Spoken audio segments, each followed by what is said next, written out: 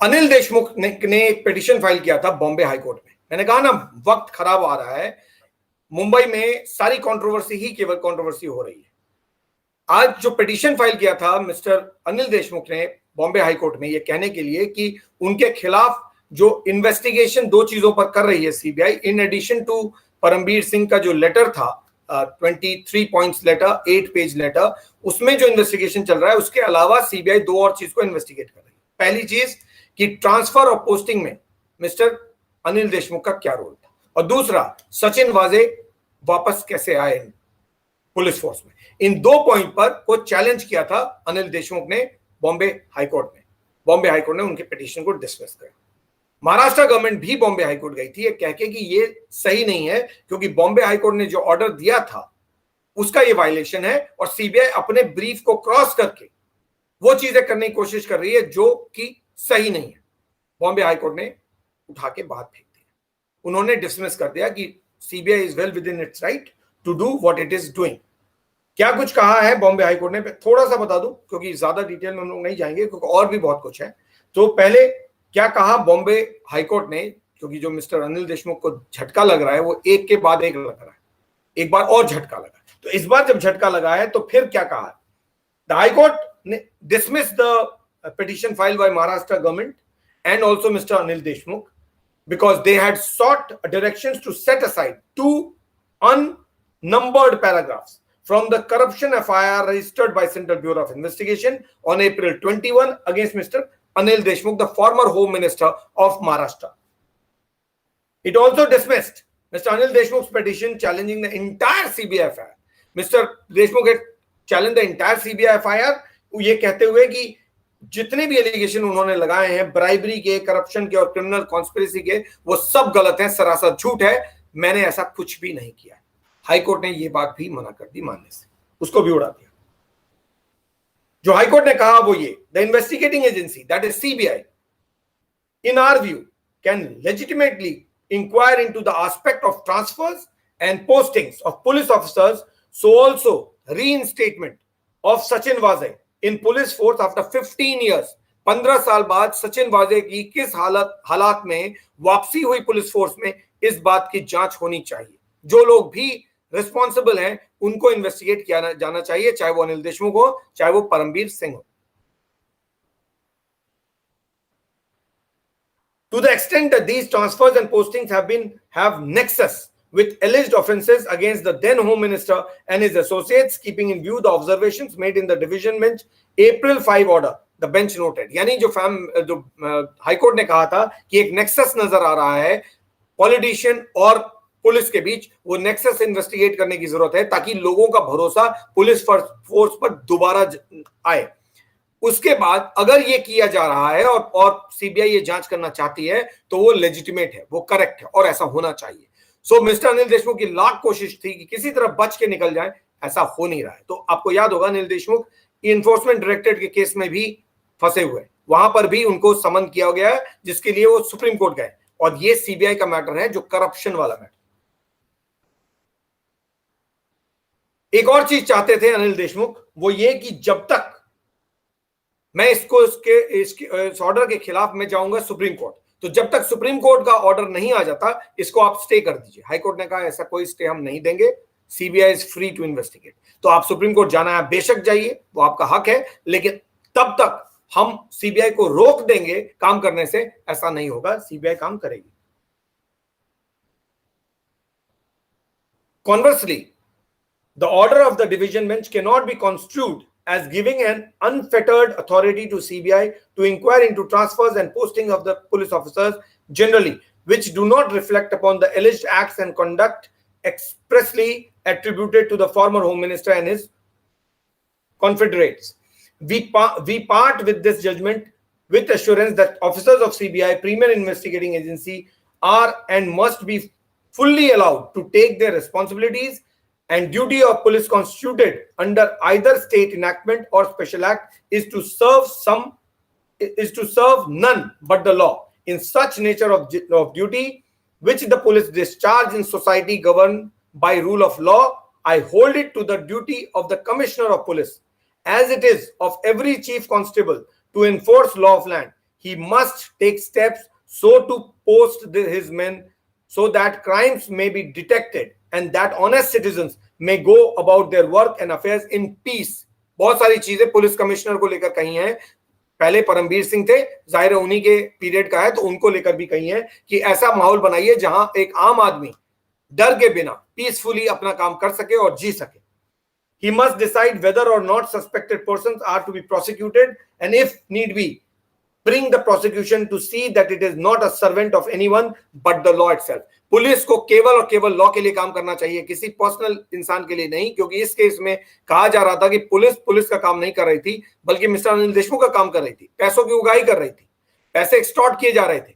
Court का कहना है कि ये सब काम करना आपका काम नहीं है, आप सिर्फ और सिर्फ लॉ के लिए काम करेंगे ताकि लोग प्रोटेक्टेड रहें.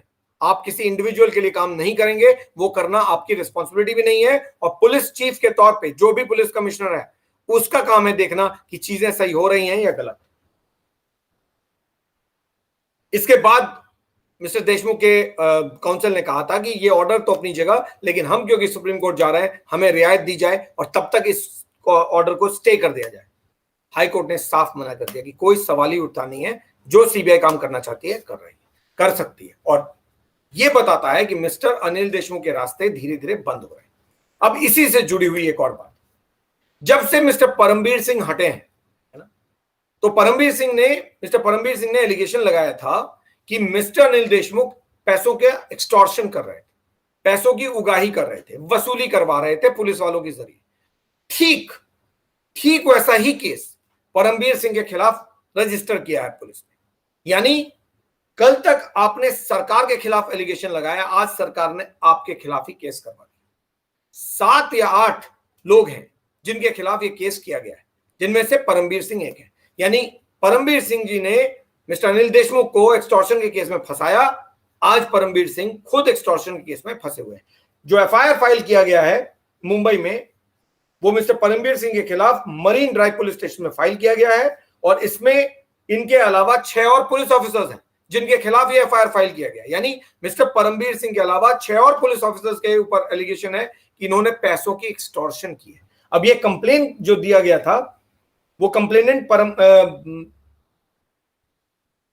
के मुताबिक, जो कंप्लेनेंट है इसमें, उसके मुताबिक मिस्टर परमबीर सिंह ने उनसे 15 करोड़ रुपए की मांग की थी, because he is a builder, और मकान बनाने में दिक्कत ना हो इसके लिए 15 करोड़ के पैसों की वसूली करना चाहते थे मिस्टर परमबीर सिंह और वो 6 या 7 पुलिस ऑफिसर्स जो उनके साथ शामिल थे. सुनील जैन और संजय पुनमिया और सुनील जैन, ये 2 हैं बिल्डर जिन्होंने ये शिकायत दर्ज कराई है. और उनके मुताबिक नहीं, they have been arrested in this case. I beg your pardon. 2 builder partners हैं, सुनील जैन और संजय पुनमिया, इनको अरेस्ट किया गया और उनके क्वेश्चनिंग से काफी कुछ पुलिस को पता चला था, जिसके बेसिस पे ये एफआईआर रजिस्टर किया गया. Mumbai police has arrested 2 civilians in the case, while the police are yet to be, any police person is yet to be arrested.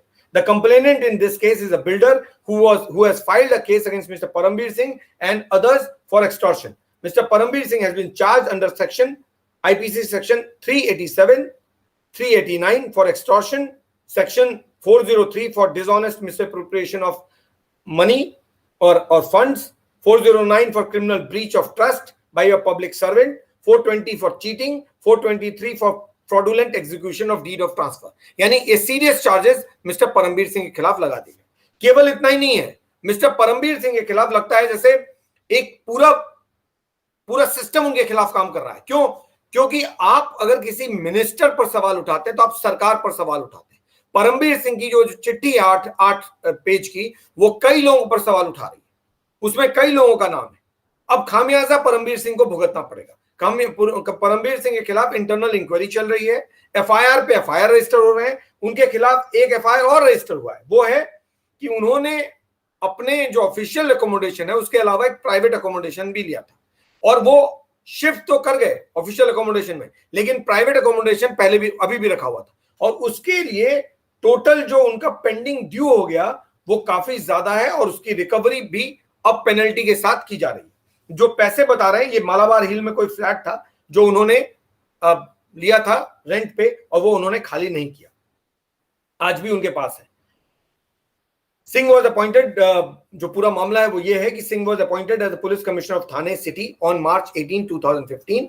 Prior to that, he was posted in Mumbai as additional DGP and Special Reserve Police Force. For this posting, he was provided an apartment in Nilima, a building reserved for senior police officers on BG Kher Marg in Malabar Hills. यानी Malabar hills में बीजी खेर मार्ग में एक flat उनको दिया गया था जो सीनियर ऑफिसर्स को दिया जाता है। After moving to Thane, Mr. Singh stayed in the police commissioner's official residence, but never vacated Nilima apartment. यानी नीलिमा में जो अपार्टमेंट फ्लैट था वो उन्होंने वेकेट नहीं किया, वो अपने पास ही रखा जबकि वो थाने के पुलिस कमिश्नर बन गए थे। इसमें कुल जो रिकवरी है वो कई लाखों की है जो पेंडिंग है और उसी को लेकर उन पर एक्शन लिया जा रहा है। अब सवाल यह है कि अगर कोई शख्स, चाहे वो आईपीएस ऑफिसर ही हो, अगर कोई चीज उठाता है, रेड फ्लैग रेज करता है, तो फिर विच हंटिंग होगी या फिर अगर एलिगेशन सही था, अब ये मैं सवाल पूछ रहा हूं, अगर ये एलिगेशन सही थे मिस्टर परमबीर सिंह के खिलाफ तो ये आज क्यों रजिस्टर किए जा रहे हैं, ये पहले क्यों नहीं रजिस्टर किए गए? जैसे मिस्टर अनिल देशमुख ने कहा था कि अगर मिस्टर परमबीर सिंह को सब मालूम था तो उन्होंने एफआईआर पहले क्यों नहीं रजिस्टर किया। मैं पूछ रहा हूं, अगर मिस्टर परमबीर सिंह ने ये 2015, 2017, 2019 में ये सब गड़बड़ किया था तो एफआईआर पहले क्यों नहीं रजिस्टर हुआ, आज क्यों हो रहा है? वो एक्सटॉर्शन का केस आज क्यों बन रहा है? कहीं ना कहीं may be it is which hunting, because आप नहीं चाहते कि कोई भी जुबान खोले, तो कोई अगर जुबान खोलेगा तो आप उसको दबा देंगे।